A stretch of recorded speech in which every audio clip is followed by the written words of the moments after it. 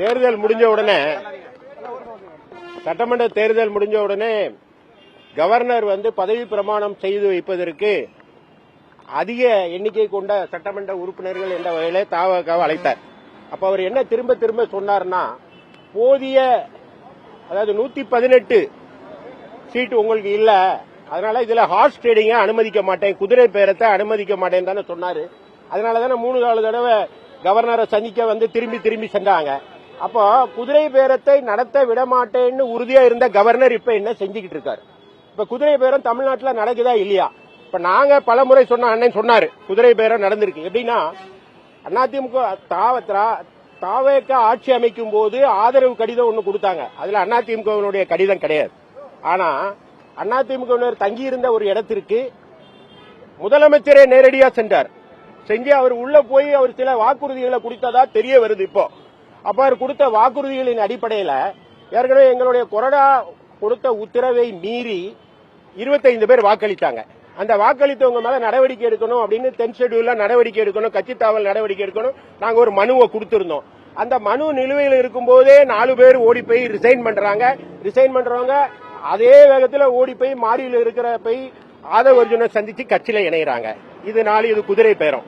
அது மட்டும் இல்லாம அந்த மீதி 21 பேர் நாங்க தவறு செய்து விட்டோம், இனிமேல் அப்படிப்பட்ட தவறை செய்ய மாட்டோம், இந்த மாதிரி கட்சி தாவல் முயற்சியை நாங்கள் செய்ய மாட்டோம், எங்களை மன்னிச்சிருங்கன்னு கடிதம் கொடுத்தாங்க.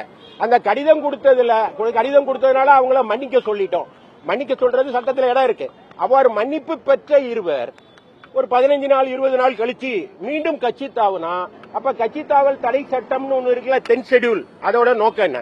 இதெல்லாம் யார் காப்பாற்றணும்னா கவர்னர் தான் காப்பாற்றணும். அப்போ நம்பிக்கை வாக்கெடுப்புக்கு முன்னால குதிரை பேரம் நடத்த விட மாட்டேன்னு சொன்ன கவர்னர் இப்ப ஏன் அமைதியா இருக்காருன்னு கவர்னரை கேட்கறதுக்கு தான் இங்க வந்தோம். கவர்னர் என்ன சொன்னார்னா, எனக்கு என்ன அதிகாரம் இருக்கு அப்படி கேட்டார். 167ல அவருக்கு அதிகாரம் இருக்கு, நீங்க கால் ஃபார் பண்ணுங்க. இப்போ குதிரை பேரம்னு நாங்க மட்டும் சொல்லல. இன்னைக்கு காலையில பேப்பரை பாருங்க, சிபிஐஎம் தலைவரே சண்முகமே சொல்லியிருக்காரு, நாங்கள் குதிரை பேரத்தை ஆதரிக்கவில்லை, குதிரை பேரம் தாவக நடத்தக்கூடாதுன்னு சொல்லியிருக்காரு. நம்ம மூத்த தலைவர் வைகோ அவரே சொல்லியிருக்காரு, என்ன முதலமைச்சர் சந்திச்சு நீங்க 2 பேரும் ரிசைன் பண்ணிட்டு வாங்கன்னு சொன்னாங்க. இதுக்கு பேரு தாங்க குதிரை பேரம். அது மட்டும் இல்ல, திருவல்லிக்கேணி காவல் நிலையத்தில் தாவேக்காவுடைய எம்எல்ஏ ஒரு கம்ப்ளைண்ட் கொடுத்திருக்காரு, என்ன வேலை பேசினாங்கன்னு.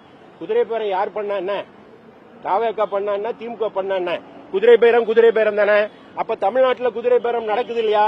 அப்போ கான்ஸ்டிடியூஷனல் ஹெட்டா இருக்கிற கவர்னர் அதை கேட்கணும் அப்படின்னு வலியுறுத்தி சொல்லியிருக்கோம். ஒன்னு.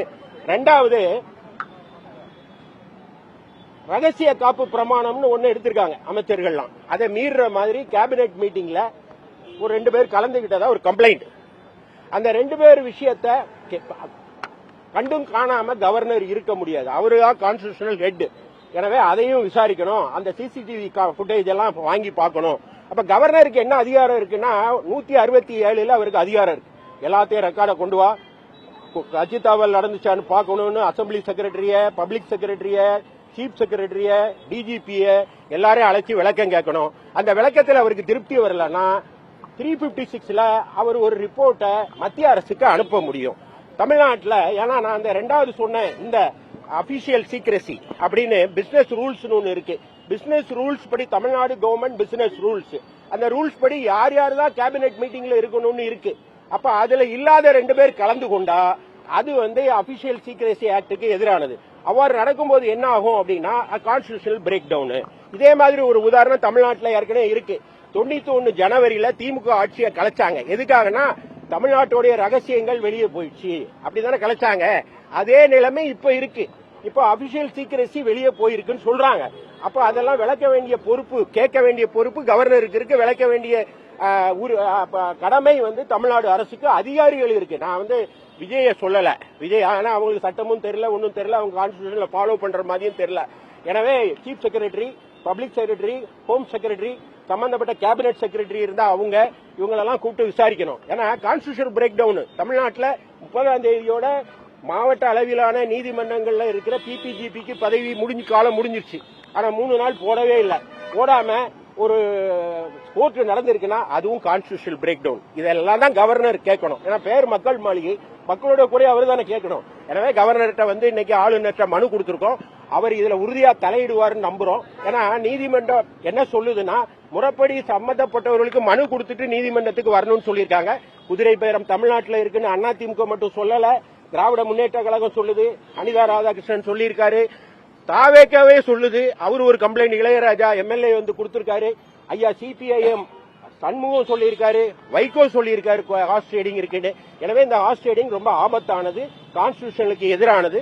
இதை விசாரிக்கணும்னு சொல்லியிருக்கோம். நல்ல தீர்ப்பு, நல்ல முடிவை ஆளுநர் எடுப்பார் என்று உங்களை போல சாமானிய மக்களை போல நாங்களும் நம்புறோம். ஆளுநர் உங்ககிட்ட என்ன சொன்னார்? நீங்க விளக்கம் கொடுத்துருக்கீங்க ஆளுநர் உங்ககிட்ட என்ன சொன்னார்? அவர் சட்டப்படி எனக்கு இருக்கிற அதிகாரப்படி சட்டப்படி நடவடிக்கை எடுப்பேன் உறுதி கொடுத்திருக்காரு.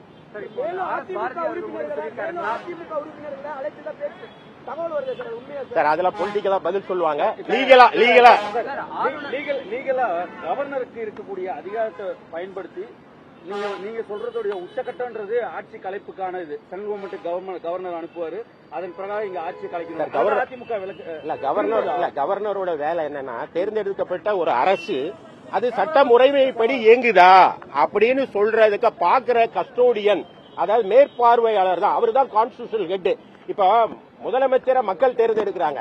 அந்த அரசை செலுத்துற சீஃப் செக்ரட்டரியையும் டிஜிபியையும் நியமிக்கிற அதிகாரம் யாருக்கு இருக்குன்னா, அப்பாயிண்டிங் அத்தாரிட்டியே கவர்னர்கிட்ட தான் இருக்கு. அதனால governor is the constitutional head.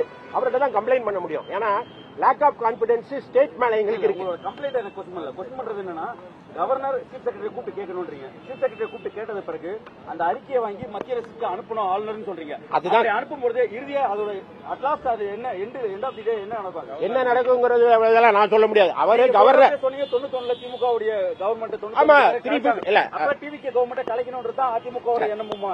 குதிரை பரத்தை வச்சு சார் சட்ட ரீதியா தான் பதில் சொல்ல முடியும். 167ல கவர்னர் கேள்வி கேட்கணும். கேள்வி திருப்தி அதுல பதில் திருப்தி அளிக்கலன்னா அவர் மத்திய அரசுக்கு ரிப்போர்ட் அனுப்பணும். அது 356 356 அவ்வளவுதான். வணக்கம்.